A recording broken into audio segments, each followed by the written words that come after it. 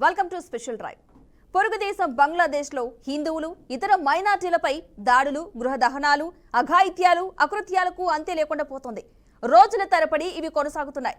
భారత్ సహా ఇతర దేశాలు ఒత్తిళ్లు తీసుకొస్తున్నప్పటికీ దీనికి బ్రేకులు పట్టలేదు. షేక్ హసీనా సారథ్యంలోని ప్రభుత్వం కుప్పకూలినప్పటి నుంచి బంగ్లాదేశ్లో అమానుష ఘటనలు చోటు చేసుకుంటూ వస్తున్న విషయం మనకు తెలిసిందే. ప్రత్యేకించి హిందువులపై విపరీతంగా దాడులు సాగుతున్నాయి. దోపిడీలు, గృహ దహనాలు నిత్యకృతమయ్యాయి. హిందువులతో పాటు ఇతర మైనార్టీలపై ఇస్లామిక్ మత చందావాదులైతే విరుచుకుపడుతున్నారు.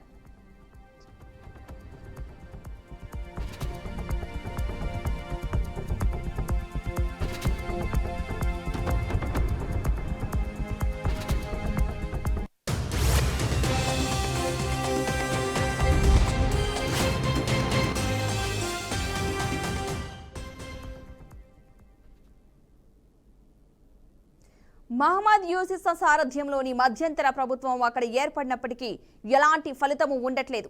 ఇస్కాన్ ప్రతినిధి చిన్మయ్ కృష్ణదాస్ ను అరెస్ట్ చేయడం దీనికి పరాకాష్ఠగా భావిస్తున్నారు. తమ దేశ జాతీయ పతాకాన్ని అవమానపరిచారనే కారణంతో ఆయనను అక్కడి పోలీసులు అరెస్ట్ చేశారు. ఈ పరిణామాలు అన్నింటిపై ఇటీవలే ఆర్ఎస్ఎస్ ఘాటుగా స్పందించింది. తీవ్ర ఆందోళన వ్యక్తం చేసింది. హిందువులు, ఇతర మైనార్టీ వర్గాలపై జరుగుతున్న దాడులను వెంటనే ఆపివేయాలని, ఈ దిశగా తక్షణ చర్యలను తీసుకోవాలంటూ బంగ్లాదేశ్ ప్రభుత్వానికి అప్పీల్ చేస్తుంది. సాధారణ పరిస్థితులు, శాంతియుత వాతావరణం నెలకొనేలా ఇస్లామిక్ గ్రూప్స్ తో చర్చించాలని కోరింది.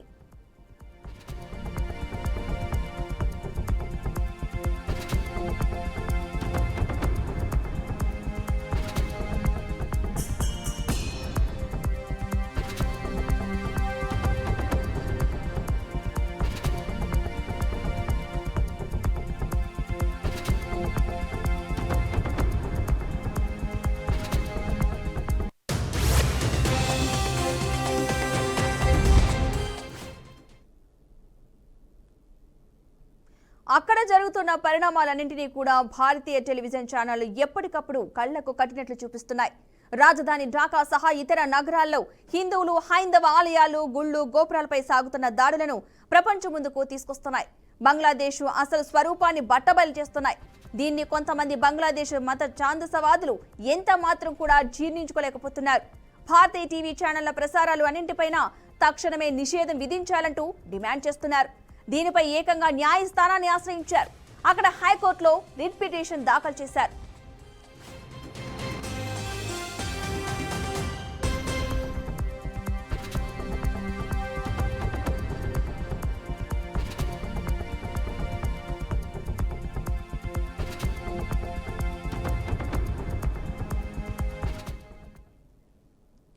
మొత్తంగా ఇదే అంశానికి సంబంధించి మనతో మాట్లాడడానికి లైవ్ లో సిద్ధంగా ఉన్నారు బీజేవైఎం నాయకులు ప్రవీణ్ కుమార్ గారు. నమస్తే అండి ప్రవీణ్ గారు. ఓకే, ఇప్పుడు ఒక అంశం చాలా తెరపైకి వస్తుంది. మన బంగ్లాదేశ్ అంశాన్ని తీసుకున్నట్టే అక్కడ ఒక హిందువుల మీదే కాకుండా అటు ఇస్లామిక్ వాళ్ళ మీద కూడా వీళ్ళు దాడులు అయితే చేస్తున్నారు. అఘాయిత్యాలు పెరిగిపోయంటూ కూడా చాలా హిందువులు, ఎస్పెషల్లీ హిందువులపై చూసుకున్నట్లయితే కనుక చాలా దాడులు జరుగుతున్నాయని చెప్పేసి గృహానికి ఇంటిలో పెట్టి కూడా దహనం చేసేస్తున్నారు. అలాంటి పరిస్థితులు అయితే నెలకొన్న భయం అయితే మనం చూస్తున్నాం. దీనికి సంబంధించి మీరేం చెప్పాలనుకుంటున్నారు?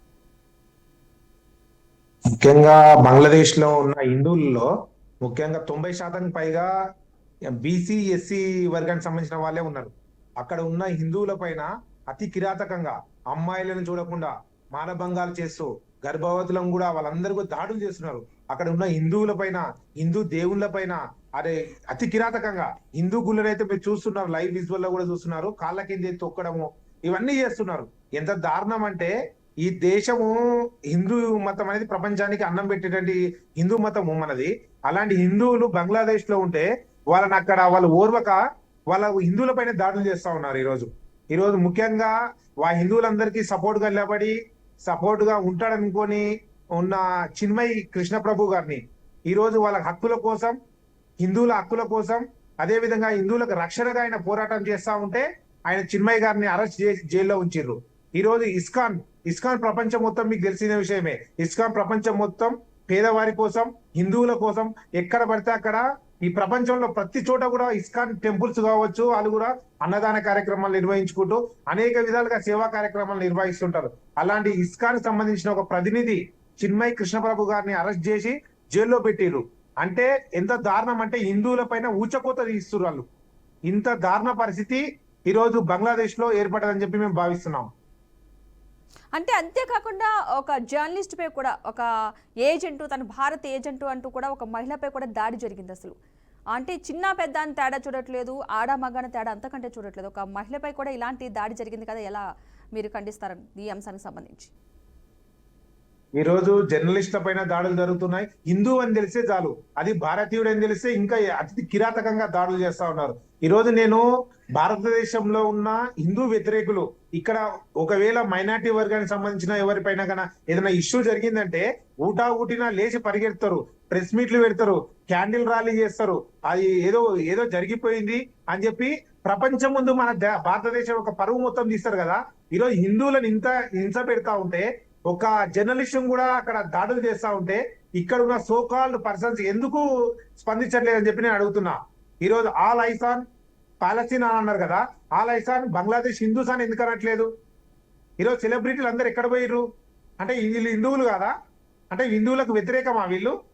ఈరోజు జర్నలిస్టుల పైన దాడులు జరుగుతున్నాయి, ఎవరు ప్రశ్నిస్తారు?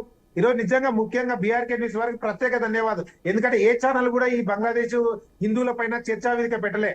ముఖ్యంగా ముందుకొచ్చి బీఆర్కే న్యూస్ బంగ్లాదేశ్ జరుగుతున్న ప్రతి ఒక్క హిందువుల పైన జరుగుతున్న దాడులు, హిందూ గుళ్ళ పైన జరుగుతున్న దాడులను ప్రపంచ వ్యాప్తంగా ఉన్న హిందువులందరికీ చూపించే ప్రయత్నం చేస్తుంది బీఆర్కే న్యూస్.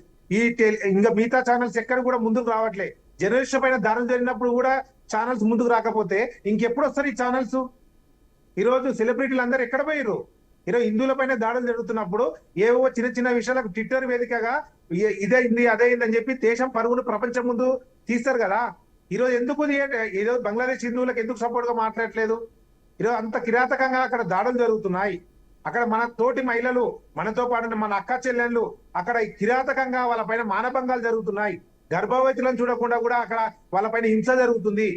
ఎందుకు ఇక్కడ ఉన్న సోకాల్ పర్సన్ ఎందుకు స్పందించాలని చెప్పి మేము మీ బీఆర్కే న్యూస్ ప్రశ్నిస్తున్నాం.